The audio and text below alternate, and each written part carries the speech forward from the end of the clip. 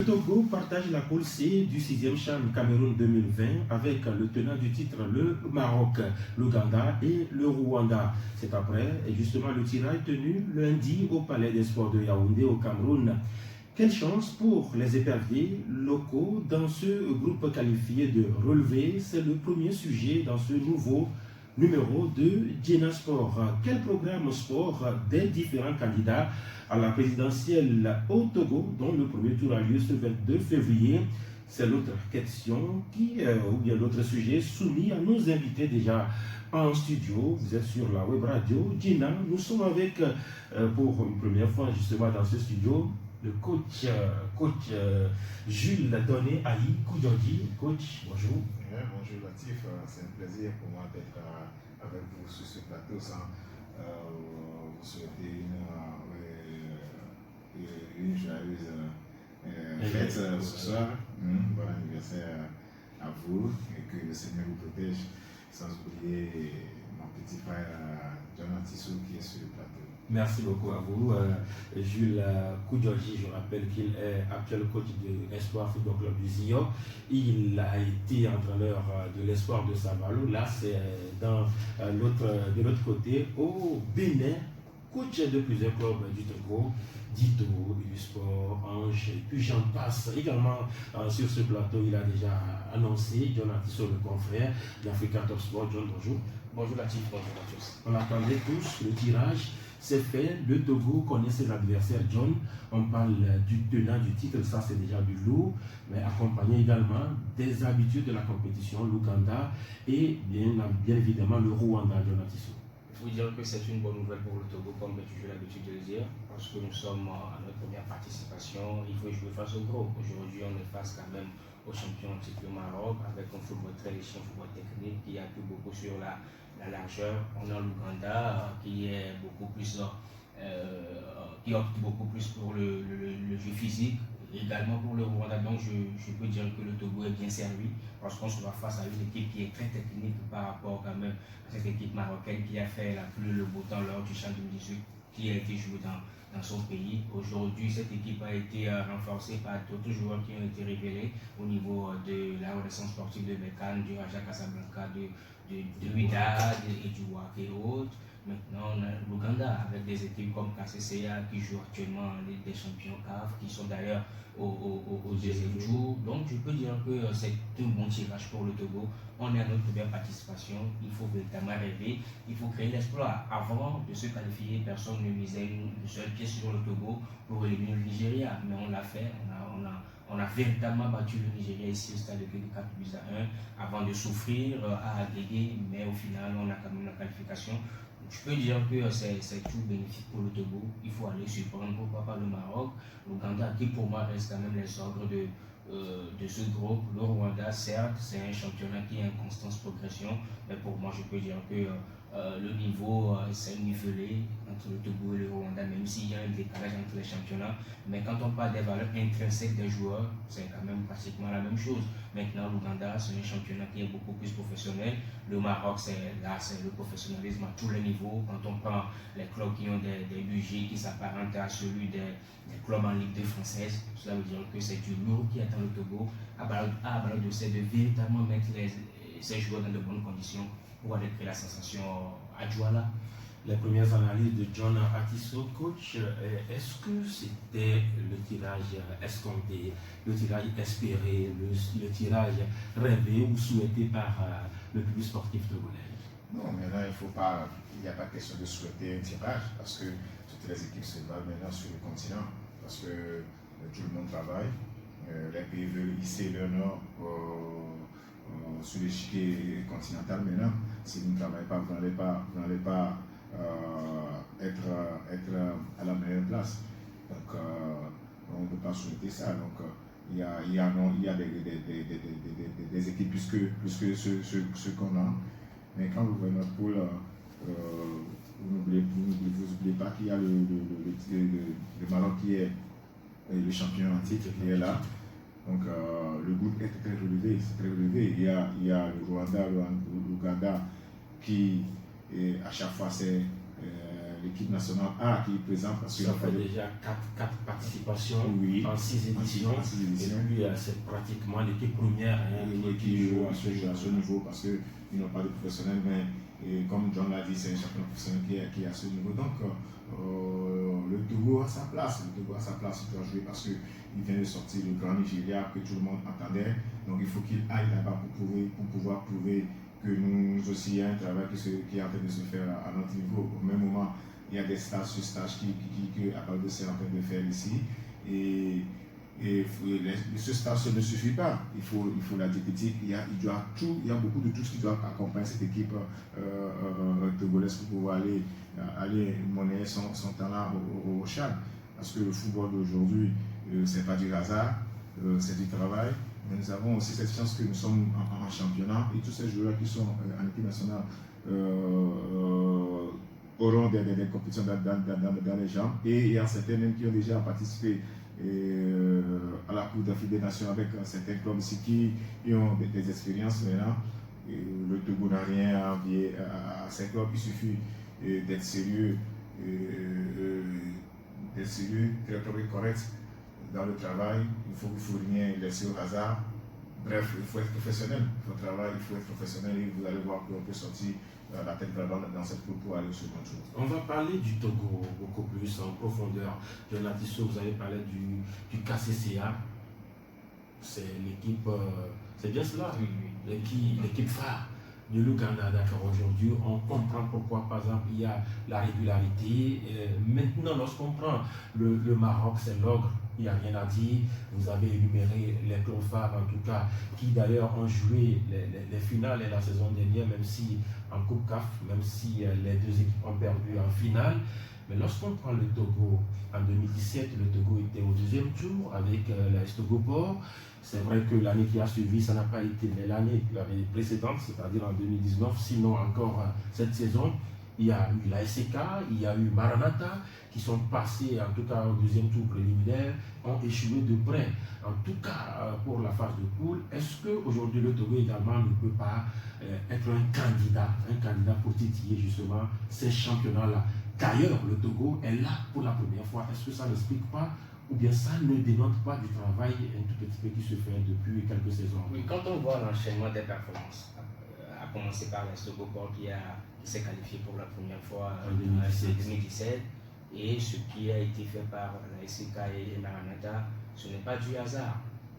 C'est dû quand même à la régularité du championnat. Les joueurs sont en jambes. Il y a quand même des coachs entre guillemets UP qui arrivent quand même à inculquer des valeurs tactiques aux joueurs. C'est le tout qui a fait aujourd'hui que le Togo a fait des belles performances au niveau des coupes continentales. Et par après, cette performance va rejaillir sur l'équipe nationale locale et après on a vu la qualification. Donc ça veut dire que on est là parce que nous avons une équipe valeureuse, nous avons un collectif qui est huilé. Et la parfaite illustration, c'est quand même la deuxième mi-temps face au Nigeria au stade de Guédé. Là, on a vu une équipe togolaise physiquement qui a plombé le Nigeria, alors qu'on sait que ce sont des joueurs nigériens de grand gabarit qui quand même posent des défis physiques dans les matchs, mais avec quand même des joueurs qui sont entre guillemets frêles, à l'instar de Yann Richard, à l'instar également de Tchakei Mavo. On suit quand même à partir de cette science tactique et également technique de pouvoir mettre à terre le grand Nigeria. Donc ça veut dire qu'on a un entraîneur qui a quand même cette lecture du jeu, qui n'est autre qu'un ballot de serre. On a des joueurs qui sont en championnat sur le plan physique, sur le plan technique, qui sont en forme. Donc là, on n'a rien à envier au Maroc, même si il y a quand même c'est le jour et la nuit quand on parle de deux championnats, mais c'est un autre championnat. Et là également, on peut quand même essayer d'analyser le championnat marocain. C'est vrai, il est clairement professionnel, mais sauf qu'il est animé par justement des joueurs des autres nationalités. Oui, mais quand on prend ces autres joueurs-là, il y a aussi d'autres joueurs marocains qui jouent le premier rôle. Il y a des joueurs qui sont au niveau de la Renaissance sportive de Berkane, qui ont d'ailleurs joué avec notre compatriote Fotola la saison dernière. Il y a également, c'était tout récemment, j'ai suivi le derby marocain, le derby de Casablanca entre le Wydad et le Raja. La plupart sont des Marocains. Donc cela veut dire que certes, il y a des expatriés à ce niveau, Mais la fédération ou les ligues professionnelles mettent l'accent sur le club local. C'est ce qui a fait qu'en 2018, le Maroc a gagné le CHAN avec des joueurs qui sont repartis, qui ont quand même tenté des aventures ailleurs, mais qui sont revenus. Ayoub El Kabi, qui est d'ailleurs au niveau d'un club au niveau de Casablanca, qui, même s'il n'est plus en forme, reste toujours le buteur Ayoub El Kabi qu'on connaît. Avec 9 buts en 2018. Donc aujourd'hui, quand on prend notre effectif, la défense, elle est tenue d'une main de maître par Djoudi Vincent et Agboso Koulsé, qui sont aujourd'hui la référence en termes de défenseur central dans notre championnat. Le milieu de terrain, c'est un peu notre péché, parce qu'il faut le dire, on n'a pas de véritable récupérateur. Mais on a quand même ce milieu relayeur là, à la moderne, je peux dire. Aujourd'hui, on a Jackie Marouf qui a une certaine vision de jeu.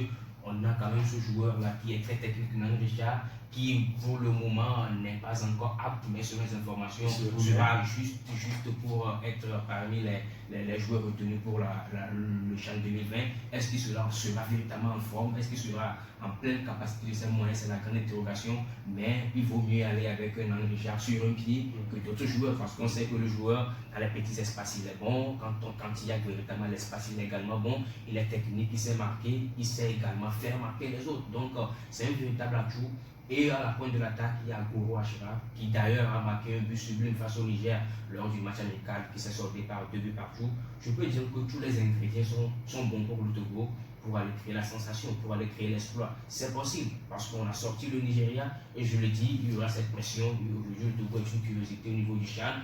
On a vu une équipe du Togo qui a éliminé le Nigeria. D'ailleurs, le directeur de la compétition au niveau des CAF, Samson Adamou, l'a dit la dernière fois que ce n'est pas une petite performance sortir le Nigeria. Alors, bienvenue au Togo dans la cour qui a été sur les 5 précédentes éditions, parce que justement la formule de qualification est atypique, hein. Ce sont des qualifications zonales. Alors, coach, il a commencé justement à parler de l'effectif que le Togo pourrait présenter à partir du 4 avril à Yaoundé au Cameroun. Vous êtes un entraîneur. Aujourd'hui, Abalo Doucet a tendance à beaucoup plus miser sur les valeurs qui ont éliminé le Nigeria. Oui, parce qu'il est déjà à 2 matchs. Il a joué contre le Niger. Vous avez eu le match du Niger ici, puis cela voulu faire jouer presque tous les joueurs convoqués pour voir de quoi ils sont capables. Après le match du Niger, il y a encore eu un stage avant de jouer contre les U23 du Bénin l'autre fois. Par rapport au match du Niger et au match du Bénin, il y a une grande différence. Donc il a su maintenant, il est en train de sortir maintenant sa liste, parce qu'il n'y a plus, c'est plus la même chose que contre le Niger. Quand vous prenez les joueurs poste par poste, et ils ont répondu. En plus, on a vu le match contre le Bénin, où le ballon part de derrière jusqu'à l'attaque. Il y a des petites passes, on est arrivé à aligner 3, 4, 5, 6 passes pour pouvoir titiller cette équipe béninoise. Donc, le coach Abalo, il est en train de faire un bon travail. Il faut qu'on lui donne des moyens pour qu'il puisse assurer totalement son équipe avant d'aller au champ. Ces joueurs doivent être mis dans des bonnes conditions. Comme Mathis vient de le dire, Tchaké Marouche, un joueur peut-être talentueux, avec beaucoup de vivacité. Vous avez vu quand il est rentré l'autre fois dans le jeu a changé. Vous avez vu Agoro Ismaël qui a pesé sur cette défense quand il est rentré. Il a marqué et puis il a créé aussi un penalty. Donc tous ces joueurs, il faut les mettre dans les conditions, voir comment mettre l'équipe en place. Il faut la communication doit être de mise dans cette équipe. L'autre fois, votre collègue Abalo a tenté quelque chose. Est-ce que selon vous ça a marché? Il a commencé par entre guillemets l'équipe B pour finir par l'équipe A. Oui, c'est une bonne chose. Il faut voir ceux qui seront sur le banc, voir si quand ils vont rentrer en seconde partie, ils peuvent se donner. Donc on les a même mis en première partie pour voir leur réaction. Il a vu la réaction, j'ai vu.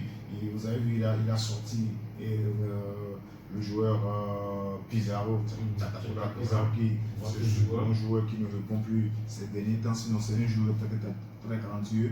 Mais je vois aussi, c'est le poste là où on l'a mis, ce petit ne peut pas jouer là-bas, parce que c'est un petit qui joue derrière un avant-centre. Comme Takima. Oui, c'est un joueur sur le côté, Takura ne peut pas jouer.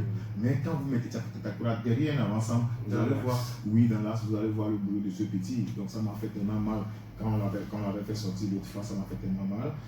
Mais beaucoup pensent que voilà, il aurait grillé ses camps. Oui, moi aussi je pensais aussi à ça, mais s'ils mettaient ce petit encore dans le groupe, ils peuvent être le remplaçant de Tchake Marouf à chaque fois. Il peut apporter. Et sur les balles arrêtées aussi, c'est un petit aussi qui n'est pas mal. Donc, à part de ça, il y a beaucoup de joueurs qui doivent avoir avant de décoller pour le Cameroun. Mais il faut que cette équipe doit communiquer du goal jusqu'à l'attaque. Il doit avoir la complémentarité et beaucoup de lucidité. Et vous allez voir que cette équipe peut faire mouche. Toujours sur la web radio, dans Djena Sport, nous évoquons justement le tirage au sort du CHAN 2020. Alors, Aïba Moubarak, c'était la polémique de ces derniers temps, mais le gars, il a encore gagné des points l'autre fois. Aïba, c'est un super gardien. Il faut avoir le courage de le dire. Même si aujourd'hui il n'est plus titulaire au niveau de l'ASOTR, ce que personnellement je ne comprends pas. Il y a des raisons qui ont été données ici et là qui ne m'ont pas convaincu. Il faut avoir le courage de le dire. La suspicion, oui, je crois bien, fait la loi, on dirait.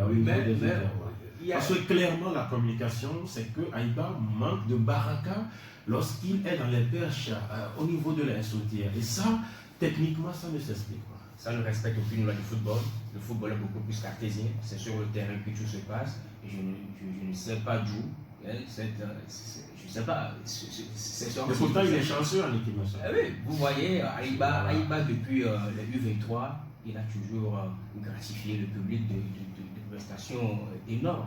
Aujourd'hui, c'est un gardien qui a souffert avec son équipe au niveau d'Aguégué, qui a tenu. On a vu les séquences de cette partie face au Nigeria. Il a été précis, il a été décisif lorsqu'il fallait véritablement le faire. C'est un gardien pour moi, je me dis, c'est le team successeur. Il y avait un joueur très dangereux en la personne de James Daniel, qui avait des rentrées de touche dangereuses.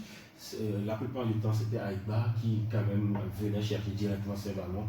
Qui était très dangereux. Moi, je me dis c'est le digne successeur d'Agassak aussi, parce que c'est un joueur, c'est un gardien, c'est un portier qui est très à l'aise dans ses 20 mètres, qui ne crée absolument rien, qui est autoritaire, c'est ce qu'on demande à un gardien de faire. Et aujourd'hui, en équipe nationale, il est tout simplement bon. Et moi, ce que j'ai aimé, c'est que malgré le fait qu'il soit sur le banc au niveau de la SOTR, Abalo Dossel fait toujours confiance. Lui, cela veut dire tout simplement que entre le sélectionneur local et le gardien, c'est le grand amour. Et Abalo Dossel connaît véritablement les qualités. Ça dénote que Abalo Dossel n'est pas suspicieux, mais il est beaucoup plus cartésien. Il sait que le jeu, c'est beaucoup plus technique et sur le terrain, le joueur convainc.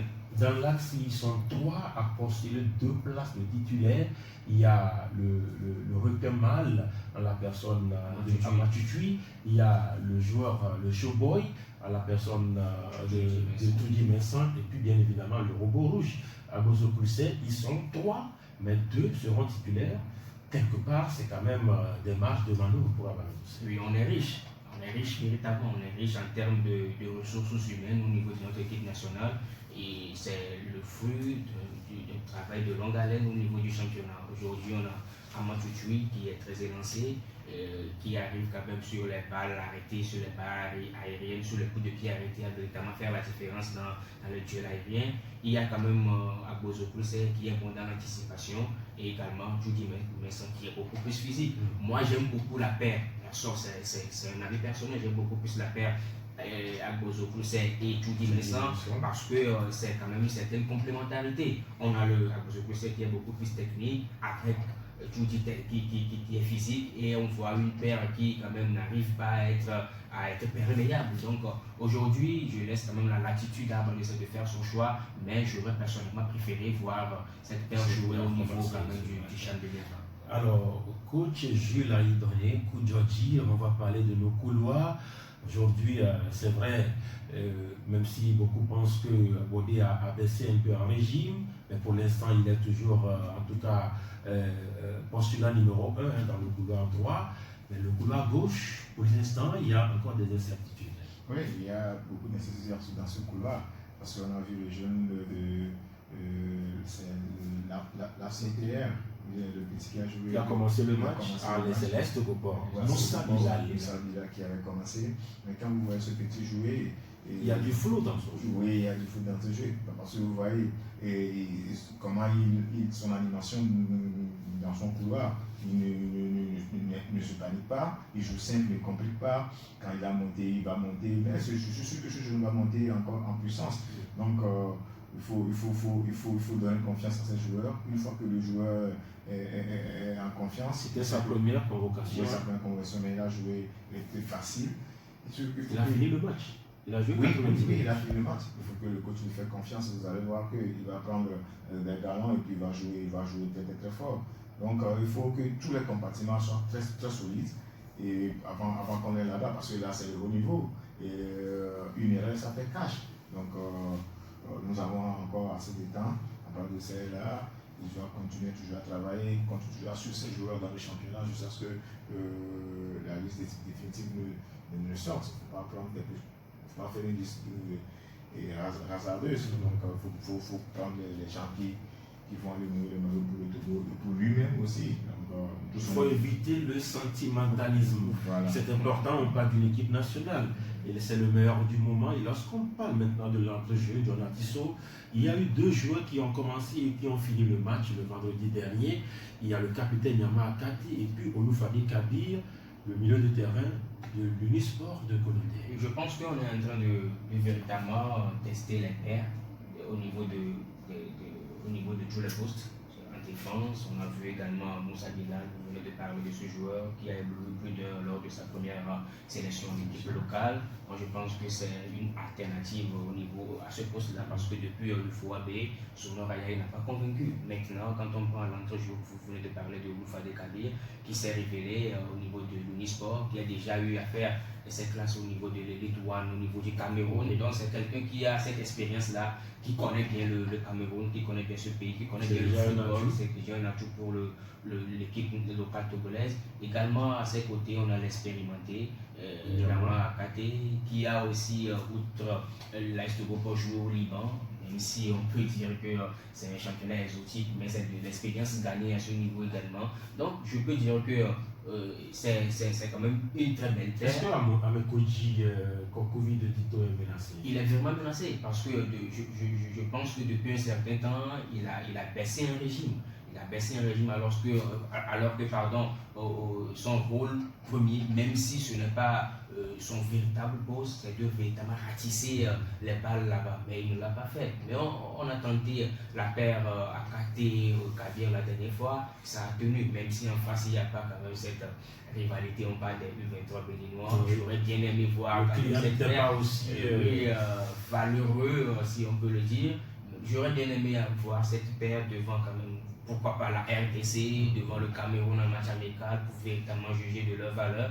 Mais le football, ça se joue sur le terrain, et même si les U23 ne sont pas quand même des équipes de très haut niveau, la paire a tenu. Donc c'est une satisfaction pour Apollo d'Auxerre et vivement que cela puisse continuer. Alors pour peut-être finir avec justement ces analyses compartiment par compartiment, l'attaque, beaucoup pensent que nous avons beaucoup de possibilités, des variétés là-bas, avec encore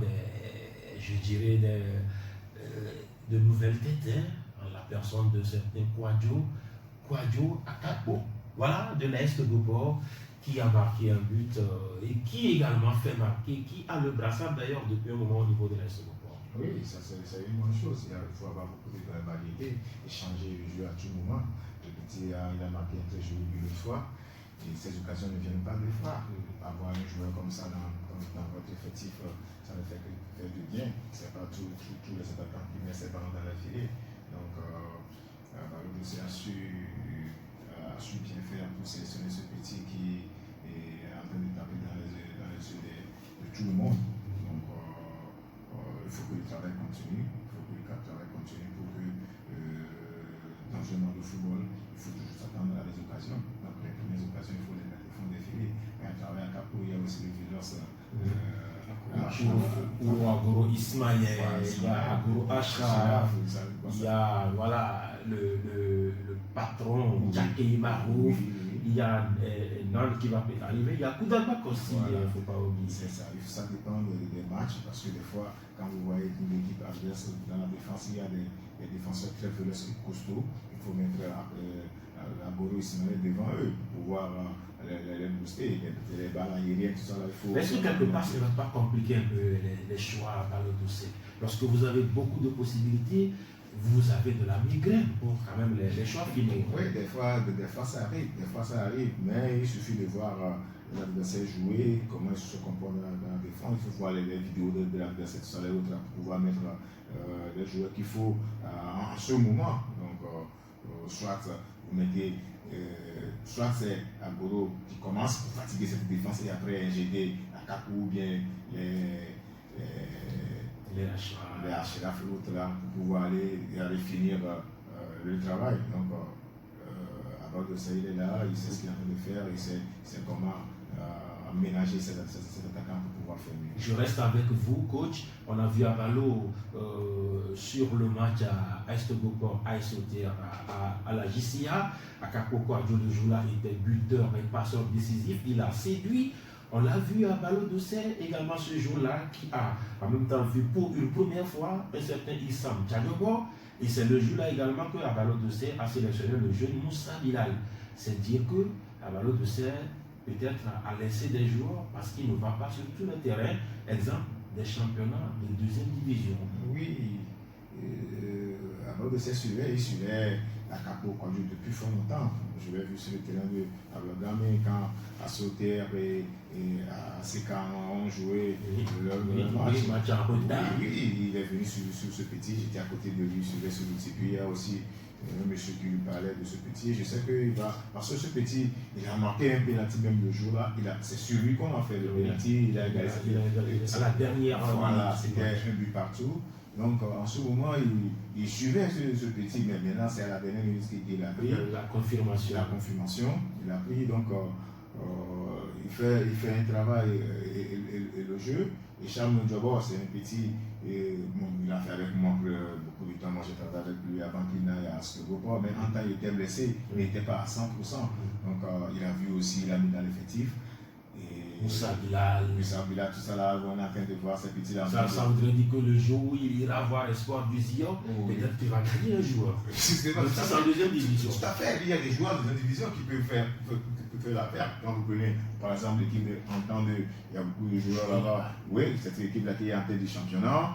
Même Mono, quand il va à Sidina, il y a des joueurs qui. Sauf qu'il n'y a pas un seul candidat qui représente ce championnat. Non, on va pas. Peut-être unique dans les choses là-bas. Vous savez, et je pense que j'ai l'impression que le travail revient seulement à Ballot d'Ossé. Moi, je pense que ça devrait normalement être un travail d'équipe, collégial, avoir un point focal au niveau de toutes les régions pour suivre les joueurs et dire que, après faire des propositions, après le match à Esbina, par exemple, après le match à Esbina, Kakad, j'ai vu un joueur qui m'a tapé dans l'œil véritablement. Il va falloir qu'on teste. C'est comme ça que ça va se faire. Si c'est à Ballot d'Ossé de suivre Escogo pour sauter à Lomé, non, il n'est pas omniprésent et omnipotent à tout moment. Il n'a pas le temps de poursuivre tous les matchs à l'instant T. Donc il faut véritablement que ce travail collégial là se fasse pour que nous puissions avoir les meilleurs. Les meilleurs ne sont pas qu'au sud, les meilleurs ne sont pas qu'au nord, mais c'est tout le Togo. Nous avons des talents partout. Et surtout, moi, j'ai été surpris de la non-convocation de Takako Junior, le joueur de l'Entente 2. Il est très bon, mais selon les informations, on nous dit que les joueurs de la deuxième division ne sont pas présés parce que le niveau est un peu bas. Bon, ça m'a intrigué. Et Abalo également a un discours, il dit souvent ils sont bons en club, mais quand ils arrivent à sélection, peut-être qu'on ne leur facilite pas. Ce n'est pas la première convocation que le joueur peut flamber. Lui, c'est le cas pour Moussa Bilal, mais pour d'autres joueurs, il faut quand même l'adaptation au groupe, il faut quand même que l'environnement soit véritablement sain pour eux avant d'éclore. Mais on a vu Akako Junior qui était là, mais après, il y a également Nukafu Vidor qui est très bon, qui n'a rien envié aux joueurs mais qui n'est pas dans ce. Nous allons évoluer avant de glisser sur le deuxième sujet. Nous allons parler rapidement des autres groupes. Jonatiso, la pôle B, on aura, avant la pôle B, la pôle A bien sûr, celle du pays organisateur. Il y a le Cameroun, il y a le Mali, le Burkina Faso et puis le Zimbabwe. le Mali favori dans cette poule A, parce que quand on voit le Mali au niveau des équipes du jeunes, c'est pratiquement les joueurs qui jouent dans le championnat qui jouent ces compétitions internationales de jeunes. Et le championnat. Mais le championnat a baissé de niveau. Oui, le championnat a baissé de niveau parce que depuis quelques années, il y a eu cette crise au niveau de la fédération. Mais avec l'arrivée de Mamoutou Touré, on voit que le championnat a repris et des joueurs, quand même, avec la performance d'ailleurs de Djouli Bassé, qui a d'ailleurs éliminé Maranatha Lomé, et puis au niveau de Bamako. Le Mali est favori à ce niveau par rapport quand même au football prôné. Le Cameroun, pour moi, je ne sais pas, parce que c'est une équipe qui s'est réveillée tardivement, qui a repris les entraînements et les regroupements de façon tardive. On a vu comment les sélections ont été faites. On a pris 45 joueurs, après 50 joueurs, après 36 joueurs. Quand on fait du hasard, on ne trouve pas quand même véritablement un gain de cause. Mais ils seront 12 contre 11 pour les autres sélections. Il ne faut pas les négliger parce qu'ils jouent chez eux. Ça peut faire marche, ça peut faire mouche, parce que le Cameroun, c'est une grande nation de football, mais c'est pas au niveau des grands maintenant. Vu aussi le championnat, actuellement on ne les voit plus maintenant sur le ski. Ils ne dominent plus le continent.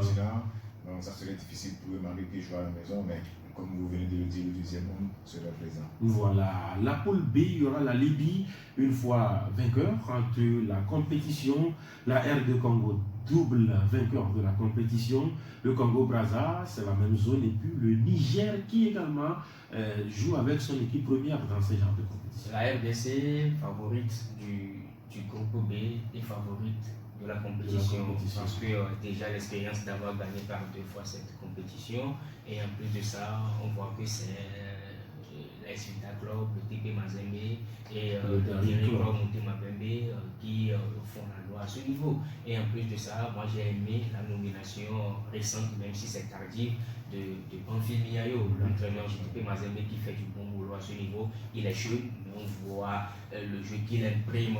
C'est qui bat le record dans le Satur en tout cas. Oui, effectivement, et également avec la RDC, cette équipe a en son sein le meilleur buteur de la Ligue des Champions, Jackson Mouleka, ce joueur qui est courtisé par l'Olympique de Marseille, qui est courtisé par beaucoup de clubs en Europe. Et moi je pense que c'est quand même l'ogre ou l'épouvantail de cette poule-là. Rapidement, coach. Oui, il ne faut pas négliger la Libye. Les Libyens aussi n'ont pas tiré de niveau. Donc, il peut jouer. Le Niger. Le Niger, pas tellement. Parce que j'ai vu jouer ici. C'est aussi une première participation. Oui. Du Niger. Oui, mais l'entraîneur peut travailler parce que l'autre fois, ils ont une équipe où le bloc équipe était très très solide, compact. Ils ont dérangé les éperviers l'autre fois ici, mais on attend de voir. Et puis la poule D, la plus équilibrée selon les observateurs, la Zambie clairement favorite, et puis la Guinée, la Namibie et puis la Tanzanie. Le football physique incarné par 3 équipes, la Zambie, la Namibie et la Tanzanie, et le football beaucoup plus léché, technique, incarné par la Guinée nationale. Donc c'est un groupe très équilibré, et toutes les équipes se valent, toutes les équipes ont la chance pour accéder au tour suivant. Mais avant de finir, je pense que nous aurons forcément le temps de revenir sur ces différentes sélections avec les chances de gagner le 6e trophée du CHAN au Cameroun. Le deuxième sujet, le Togo est en période électorale, la présidentielle 2020, c'est le 22 pour le premier tour. Une partie nous intéresse, le projet sport des différents candidats. Beaucoup sont restés muets par rapport à ce qu'il sera du sport s'ils arrivent en tout cas au pouvoir. Beaucoup ont essayé, ou bien d'autres ont essayé, mais à chaque fois on ne parle que du foot. Le cas du candidat Messa Mekodjo qui a parlé foot.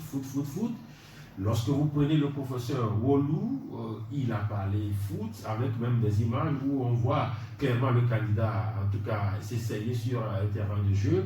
Et puis lorsque vous prenez le parti au pouvoir, nous avons eu la chance d'interroger la vice-présidente UNIR ici à Lomé, Meminatou Ibrahima, qui n'a pas parlé de foot plutôt, mais qui a utilisé plutôt le foot pour passer un message politique, Jonathan Tissot.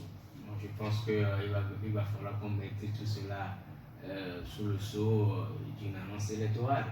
Aujourd'hui, on sait que le sport en général, pas que le football, est relégué au second rang, ce n'est pas la priorité de nos dirigeants. Et je suis surpris qu'à quelques jours de l'élection, ou du premier tour de l'élection présidentielle, on voit des images, on voit des vidéos des candidats pour véritablement inciter les jeunes parce que nous voulons prôner le football, nous voulons prôner le sport, nous avons un programme. Mais moi je pense que ce sont des annonces électorales. Il va falloir que ces candidats nous montrent de véritables projets. Quand je viens, peut-être dans 5 ans, il y aura quand même le football qui va atteindre tel seuil, il y aura le basket, il y aura le taekwondo, il y aura tant, pas que le football. Mais ce n'est pas ça. Oui, on sait que le social est là, on sait qu'il y a beaucoup de choses qui entrent en jeu, mais le sport également génère beaucoup d'argent, le sport génère également beaucoup d'émotions. Avec le sport, on peut sortir plusieurs jaunes du chômage, parce qu'aujourd'hui, quand on prend Adebayor, peut-être sans le football, Adebayor serait à Lomé en train de, je sais pas. Donc, c'est le football qui a fait l'homme Adebayor aujourd'hui. Grâce au football, il y a plusieurs jeunes, Fodo Laba, Fodo Haïté, et Jim Datonan qui est jeune qui a fait, c'est le football qui a fait de lui ce qu'il est actuellement. Donc, grâce au football, grâce au sport, les jeunes peuvent s'épanouir, mais la triste réalité est là. Ce n'est pas le cas pour l'instant de nos autorités. C'était déjà le cas pour moi avec le PND, le Plan National de Développement, qui n'évoque pas clairement le volet sport dans ces grandes lignes. Alors, lorsqu'on écoute nos candidats, souvent on a de la frustration, coach, parce que personne ne fait qu'à véritablement clairement au sport qui aujourd'hui quand même emballe la jeunesse. Oui, Jonathan choisit beaucoup de choses. Toujours c'est pour passer le message sportif, toujours pour rassembler les jeunes, pour pouvoir passer le message pour que les jeunes aillent voter pour eux. Parce que c'est quand vous voyez dans tous les quartiers, dans toutes les villes, c'est des galas de football, les enfants sont là, on leur donne 5 ballons, un jeu de maillot, et puis de tous les jouer. Vous allez voir après les élections, c'est fini, il n'y a plus rien. C'est pas le football qui est le sport. En général, il y a le sport de main, il y a beaucoup de choses. Moi, Et les rares qui ont parlé sport n'ont parlé justement que football. Alors qu'il y a le volley, il y a le basket, et ainsi de suite, il y a le judo, et ainsi de suite. Mais bon, moi, ce que moi j'aimerais auprès de ces candidats, c'est de dire une fois élu, je vais mettre des infrastructures en place dans toutes les villes. On va augmenter le budget pour 3 milliards et 50 milliards pour le football en général. Là, je serai content. Sinon, le budget qu'on a eu au football, c'est 1,3 milliard. Donc, c'est dommage. John a dit quelque chose de très important, que le football procure la joie aux jeunes. Et là, il a parlé de Adebayor, c'est vrai. Il suffit qu'on s'organise bien au niveau du foot.